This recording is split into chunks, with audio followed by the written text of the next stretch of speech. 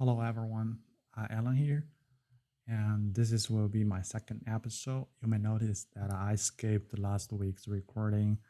It was because I was doing a performance review and also the peer reviews, and it took about me 3 days during the working hour and also during the weekend. That this is not the first time I do personal review, but this is definitely the first time in the US. It's a little bit different.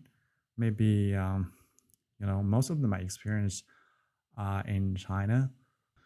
When we are doing annual performance review, there will be several different formats or like reviews. First, it's our self evaluation, like we evaluate what we achieved and what we are not good at it. And the second one will be peer review. You review, some of your peers send a request to you, ask you to review their performance, mainly for leadership, at least in my company. And let's work through these two different uh, reviews about leadership and also about the key achievements. And also I will give you some of my own experience or um, the way to do the performance. And for peer review, I think for the past year, what project you did and who you were working with, and how was uh, the impact. I think it's pretty. Every time I'm doing peer review, I want to be, you are helping the others to review themselves. So you're gonna provide a very clear case and what they did and what they achieved and what was the impact. So you cannot just like briefly talk about something and it doesn't really help them in that way. So in order to do that, so the first thing is to collect data.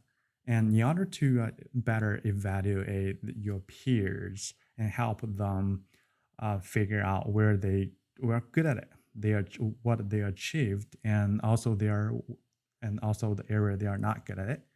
So but the problem will be how to collect data.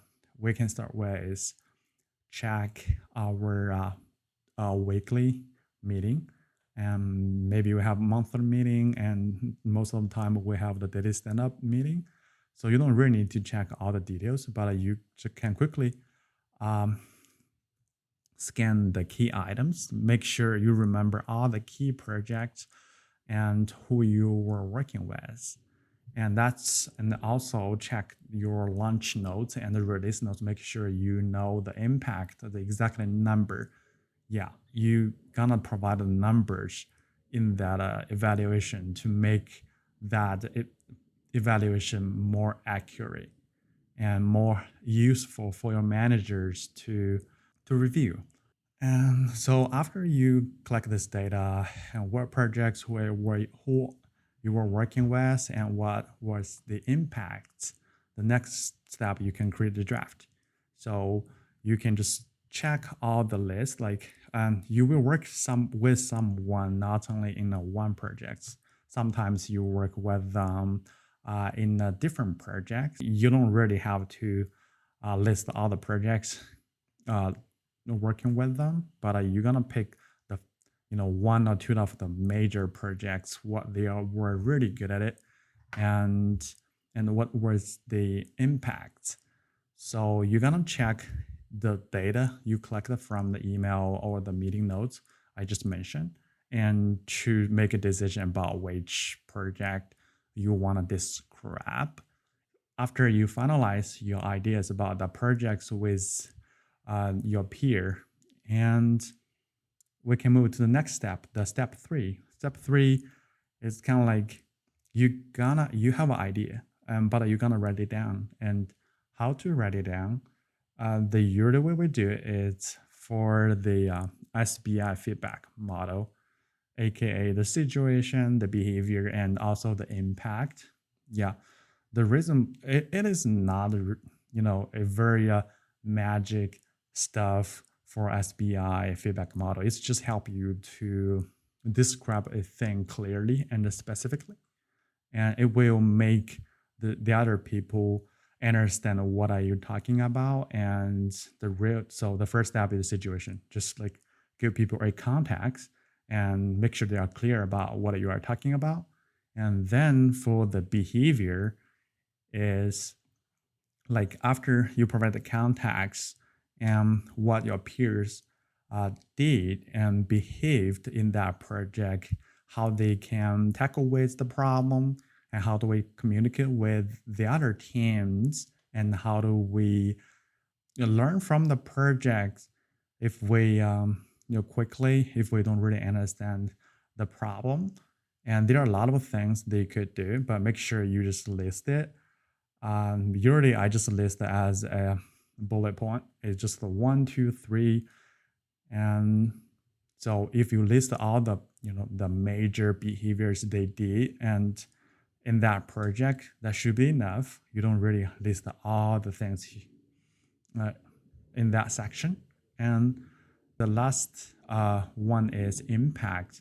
That's a very interesting part, because most of the time I feel I had a little bit hard time on that. It's because when you mention someone are doing that, you cannot just roughly say, okay, he did very good in that project, and we finally launched that feature.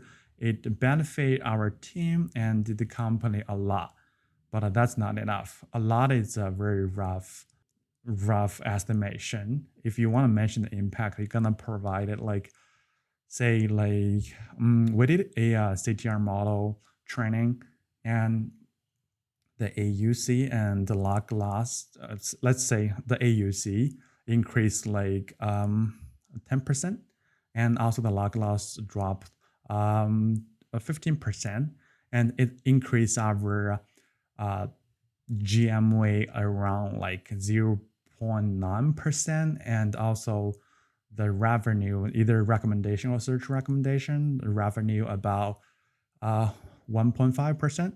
That will be very accurate and very nice. Also, if you are releasing a feature like you are doing the recommendation serving the infra team, you will say we launch the serving version 2. It's reduced the latency from 200 milliseconds to like 100 milliseconds, and also it's save the storage about 200 gigabits per hour. That will be a huge improve and optimization. So make sure you remember the key metrics and the impact you're doing.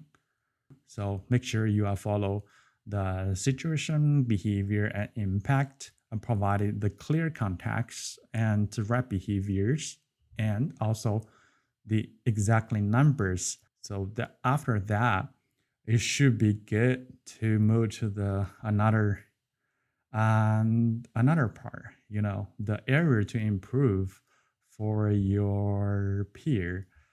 So no one is perfect, and we're gonna say, so what do we want to list in the area to improve? I think the for your peers, if they are very experienced, they probably already performed very well.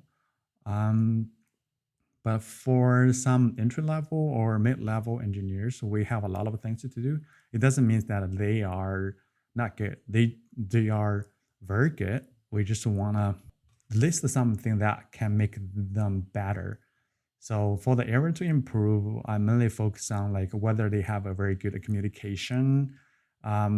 Yes, communication, whether they are thinking systematically, so that they can understand the whole system, and to avoid like just digging into a single point and without realizing there's something wrong in some other place instead of this place. So that's roughly all I have for peer review.